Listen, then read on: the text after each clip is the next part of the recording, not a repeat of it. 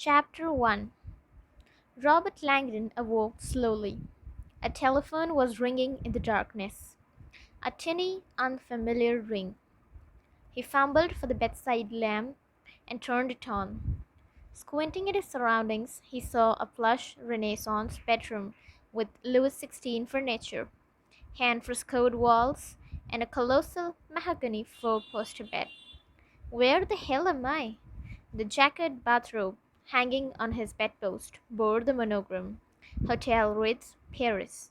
Slowly, the fog began to lift. Langdon picked up the receiver. Hello? Monsieur Langdon, a man's voice said. I hope I have not awoken you. Dazed, Langdon looked at the bedside clock. It was 12:32 a.m. He had been asleep only an hour, but he felt like the dead. This is a concierge, monsieur. I apologize for this intrusion, but you have a visitor. He insists it is urgent. Langdon still felt fuzzy. A visitor? His eyes focused now on a crumpled flyer on his bedside table. The American University of Paris proudly presents an evening with Robert Langdon, professor of religious symbology, Harvard University. Langdon groaned. Tonight's lecture, a slideshow about pagan symbolism hidden in the stones of Chartres Cathedral, had probably ruffled some conservative feathers in the audience. Most likely, some religious scholars had trailed him home to pick a fight. I'm sorry, Langdon said, but I'm very tired and. Mais, monsieur, the concierge pressed, lowering his voice to an urgent whisper. Your guest is an important man. Langdon had little doubt.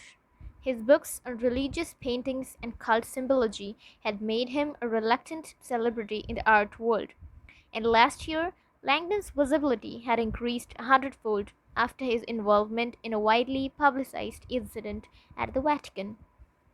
Since then, the stream of self-important historians, art buffs arriving at his door had seemed never-ending. If you would be so kind, Langdon said, doing his best to remain polite.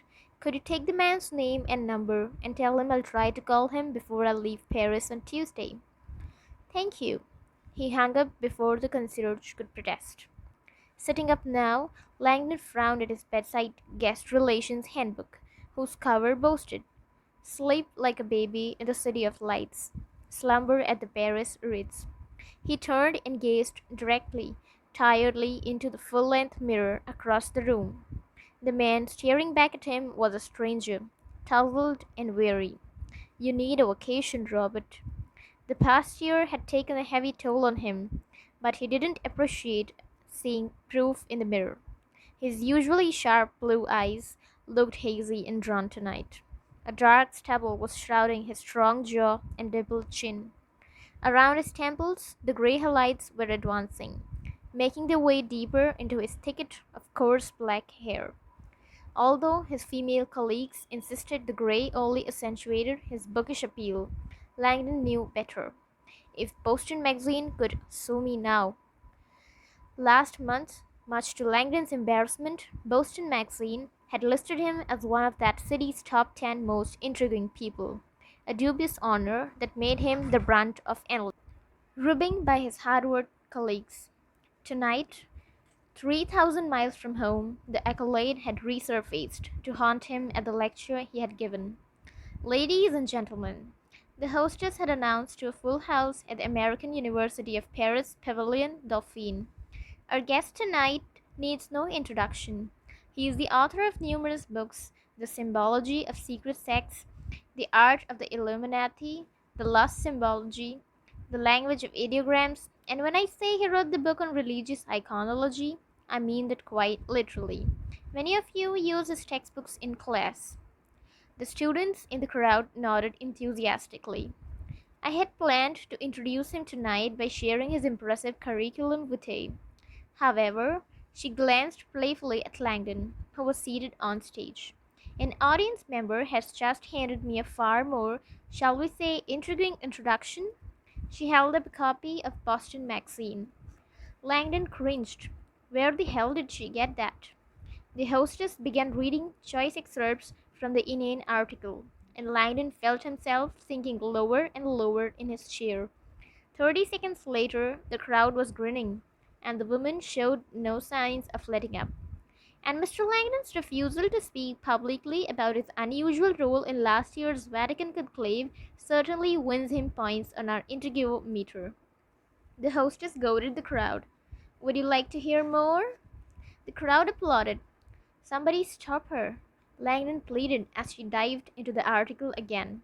Although Professor Langdon might not be considered hunk handsome like some of our younger awardees, these 40-something academic has more than his share of scholarly allure. His captivating presence is punctuated by an unusually low, baritone speaking voice which has female students describe as chocolate for the ears. The hall erupted in laughter. Langdon forced an awkward smile. He knew what came next, some ridiculous line about Harrison Ford in Harris tweed, and because this evening he had figured it was finally safe again to wear his Harris tweed and Burberry turtleneck, he decided to take action. Thank you, Monique, Langdon said, standing prematurely and edging her away from the podium. Boston Magazine clearly has a gift for fiction. He turned to the audience with an embarrassed sigh.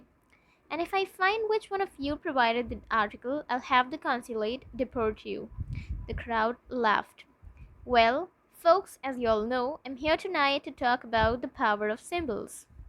The ringing of Langdon's hotel phone once again broke the silence. Groaning in disbelief, he picked up. Yes?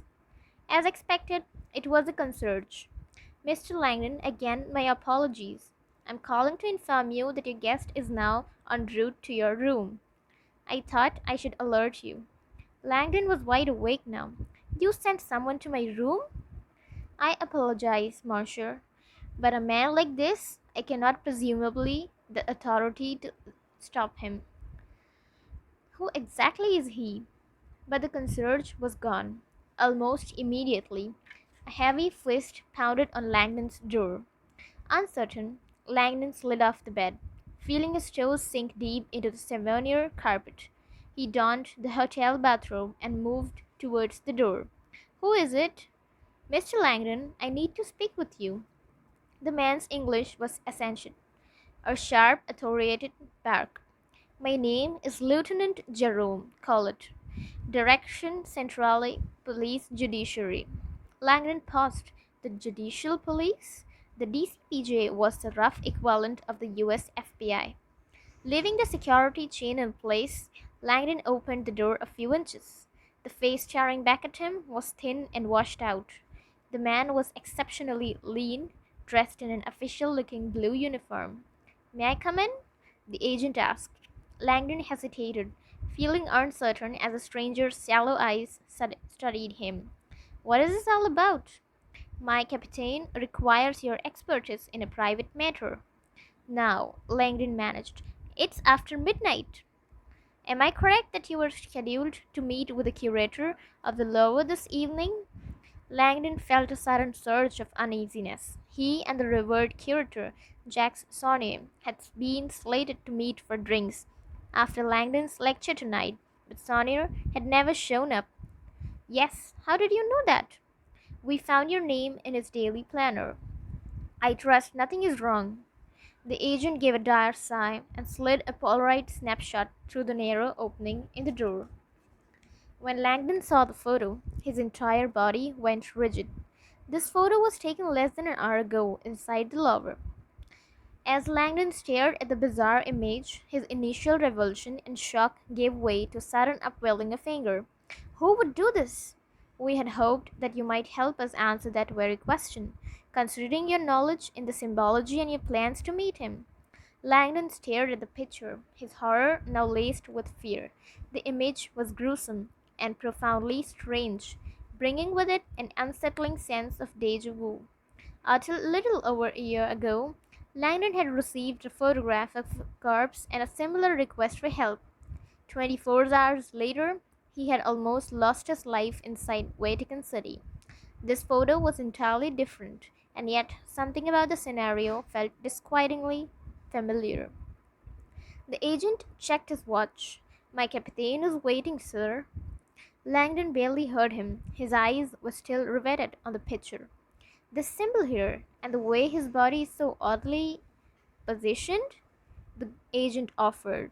Langdon nodded, feeling a chill as he looked up. I can't imagine who could do this to someone. The agent looked grim. You don't understand, Mr. Langdon? What you see in this photograph? He paused. Monsieur Sonier that did that to himself.